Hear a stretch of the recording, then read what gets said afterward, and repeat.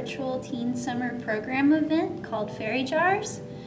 I am Sam. I'm the teen librarian at Bay County Public Library, and the theme this year is Imagine Your Story.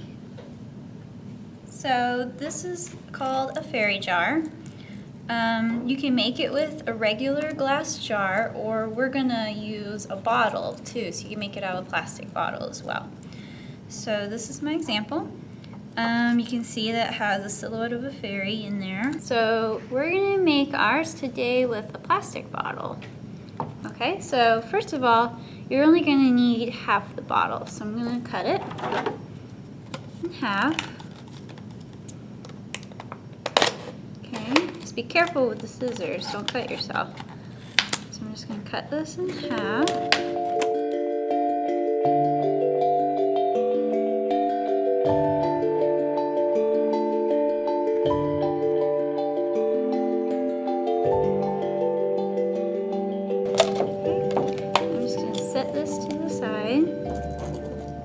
And if you want, you can trim the edges, the top edges a little bit.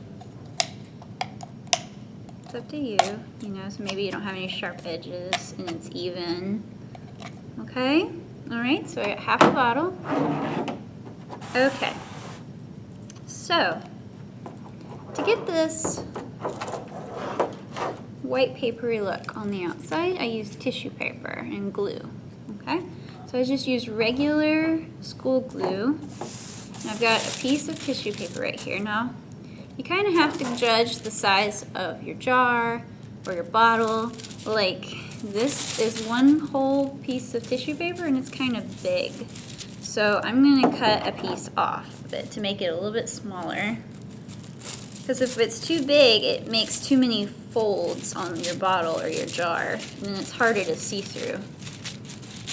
Because you still want to have a little bit of see-through ability so you can see your fairy. Okay, I'm going to put this to the side. Alright, so I got a smaller piece. So you can kind of judge it before you start gluing. It's okay to have extra at the top because you're going to cut that off. Okay?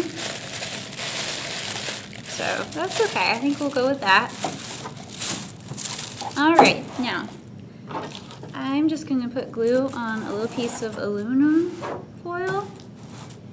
Okay, and it's just regular school glue. I'm going to put quite a bit on the foil because I don't want to have to keep squirting out glue, because you do need quite a bit of glue for this. Okay, now some people like to use paintbrushes to paint on glue, but that kind of ruins a paintbrush. So I have a different way. I take a paper towel and I just kind of twist it up so you still have kind of a handle. And this will work just fine for putting glue on the bottle or jar. Okay, so I'm just going to coat the entire outside. Be careful not to set it down on your tissue paper until you are completely done putting glue on it, because it's going to stick to it. All along the top edges. Okay. Really, really put it on. You might want to have an extra paper towel to wipe your hands off when you're done. Otherwise, the tissue paper is just going to stick to your hands too.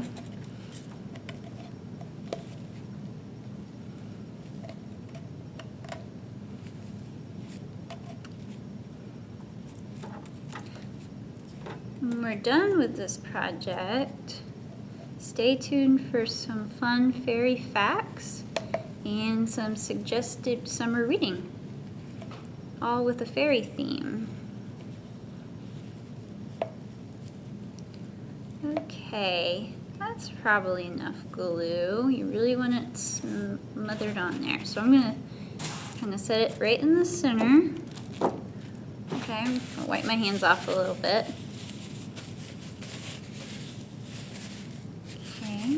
Push this to the side so I don't get glue on anything. Okay, so I'm going to start folding the sides of the tissue up and pushing it up against your jar or your bottle.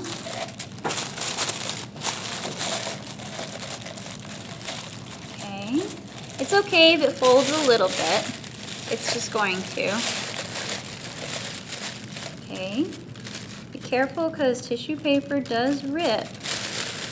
Alright, especially when it's really wet like this. Okay. Now you might have to, actually you might need my glue again. You might have to, when there's open folds, you might have to glue a little bit on top of the tissue paper. And just, you guys can see what I'm doing. Gluing it a little, and I'm gonna fold the paper over so it glues. Because you want to really glue onto there. If you guys can see what I'm doing. Okay, a little bit more. Okay. And just fold it down. Okay, all right, so I'm gonna set this one to the side. It's very messy, so I'm gonna make sure you set it on top of something because it'll get glue all over a table.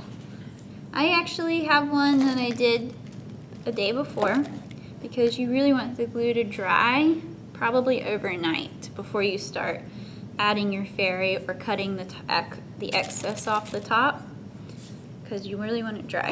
All right, so I kind of want a frilly top. I think it looks pretty like that, so I'm not going to cut all of it off, but I'm going to cut most of this big, unless you like it like that. You know, you can leave it like that too if you like the decorative part of that.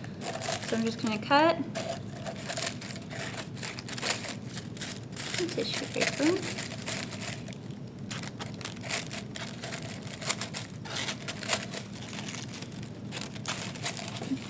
You can always fix it up later, you know, make it look pretty.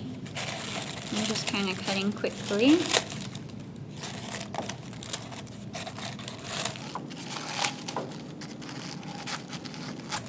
And if you have extra that didn't glue down all the way, you can always glue it a little bit more.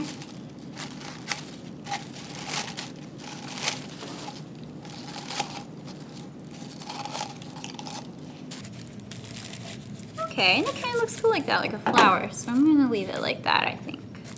All right, so let me pull over my fairies. So I found this image online. It's free images.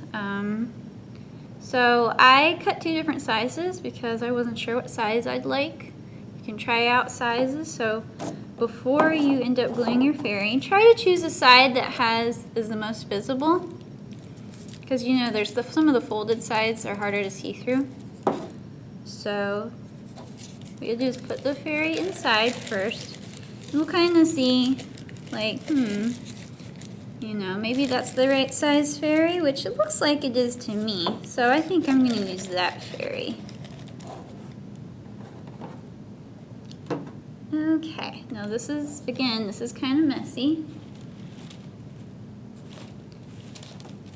You might want to have like a paper plate or something.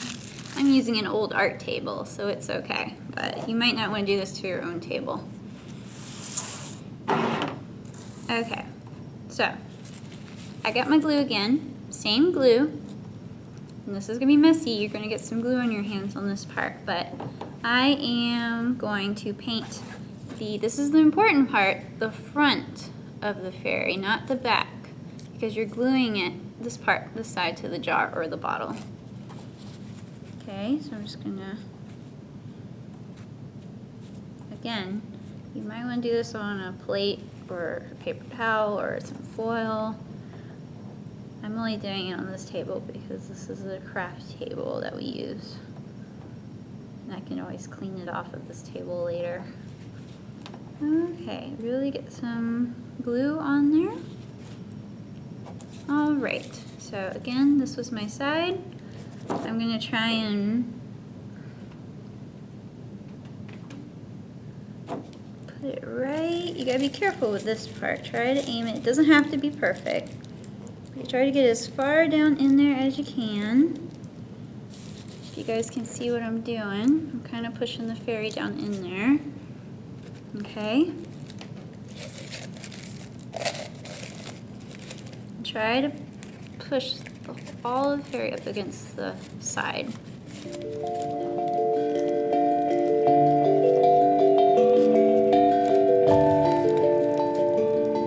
Okay, I think that's pretty good. If you ever get it a little too high, you can cut out a little piece of paper like I did and made it look like she's sitting on a rock. If you set her up a little too high by accident. Okay. Alright, so we got the fairy in there.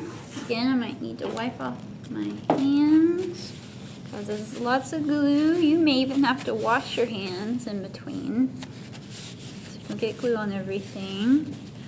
Okay, so after this point, you can just decorate. You can use ribbon. I'm not going to actually attach the ribbon, but you can get the idea. You can use ribbon and put around it. If you're using a jar like I did, you can glue stuff to the lid, like these are fake leaves, or you can do flowers maybe. That's a button that I glued on. So, and the light, the candle now, is an LED battery candle. Do not use real candles in these. Okay. I'm gonna wait to put my candle in because this is still wet with glue. All right. Okay, and that is how you make a fairy jar. So stay tuned. We're gonna talk about some fun fairy facts and some suggested reading. What are fairies? So, fairies, also called fairy, spelled F-A-E-R-I-E. Fae, the wee folk, or the good neighbors, are magical creatures that have a close relationship with humans. The term fairy goes back to medieval Europe, and fairy lore is common in Ireland, Scotland, England, and Wales. However, similar creatures appear in written and oral stories from around the world. Some fairies help humans, but some are cruel and play tricks on them. One trick they like to play is stealing human babies and replacing them with changelings or fairy children. Fairies are known to have the ability to make themselves invisible to people, though it is said that some people have an ability called fairy sight and can see them. Other times people can see fairies if they step into a fairy ring or a circle of mushrooms. Fairies are said to dance in fairy rings as well. Types of fairies. We have all kinds of different types of fairies. Sometimes their descriptions overlap, but fairies, the typical fairies that we think of, the small people with wings, are sometimes known as sprites or even elves. Sources may vary, but what we usually think of is small people with wings. All right.